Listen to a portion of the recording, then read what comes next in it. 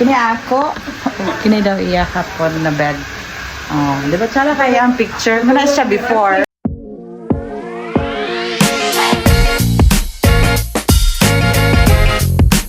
For today's video, ang lagang nakaabot og Dubai, ari na punta ning dapita. It's December na di ay no, og diya sa Pinas, kabalo na mo pag December, ang 13-month pay ug ang bonus gadungan. Pero there is UAE, wala gina siya mga 13th month pay, mga bonus, salary is salary ragid siya. Overtime naa, pero panalag sa ragid siya. Pero bisan pa man na walay 13-month pay or bonus, pag ingon nato og December, muna ginang time nga magpagwapa na ta. Bisag gwapa na ta daan, samutan pa ginato kagwapa, ay buyag.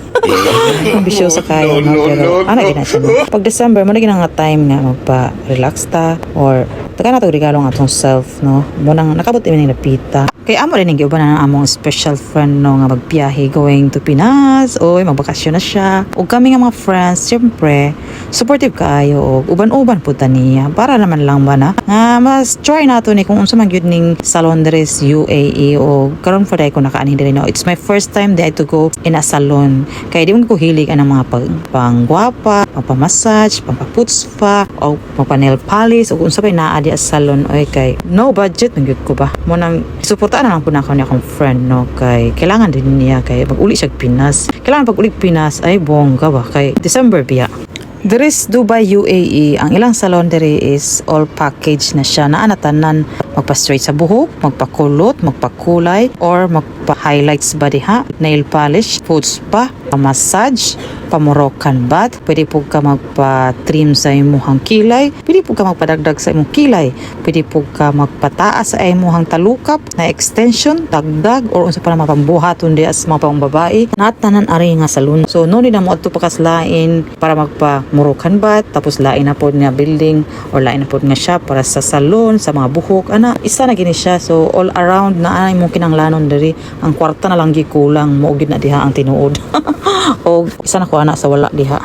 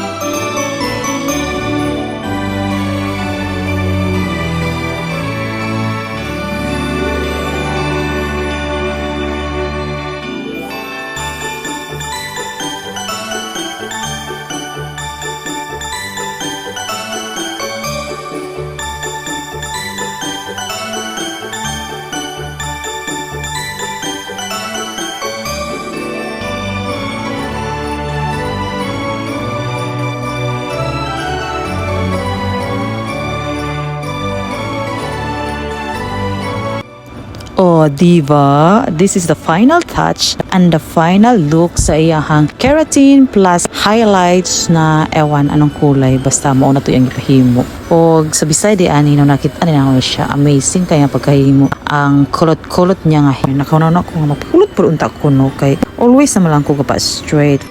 For a change sa self no, bagay kaya sa ako ang kulot, bagay kaya sa ako unawong ay sa sunod na nato na planuhan kay no budget sa takarong panahon na. And kini di siya nga pakulot is worth 500 dirhams. So I think it's worth it kay nice kay siya. Kung nipis kag buhok, pwede giginin siya. Bagay gini siya sa mga nipis o buhok para magka volume naman ang imuhang buhok no sa mga nang lagas na diha. Kini nga type sa buhok, pwede kayo.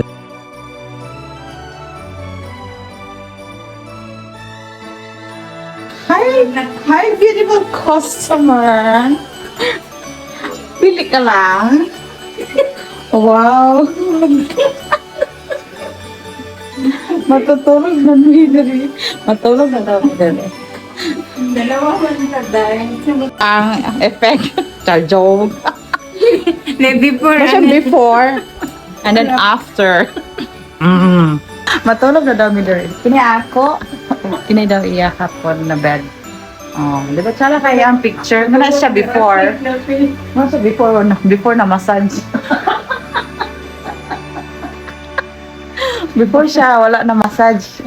And that's it for today's video nga nakaabot og salon. Og thank you for watching the eye, and to all my followers, thank you so much. Og sa mga wala pa naka-follow, don't forget to please subscribe, follow, like, and share. Og comment po. Thank you so much. And this is Glyza, and it's my vlogag. Og before di ay nag-ending a video no, naday ko nalimutan. Before di ay nagpasalon, lapang muna no, kaon muna kay medyo taas-taas yun ang oras nga atong i-google dito sa salon.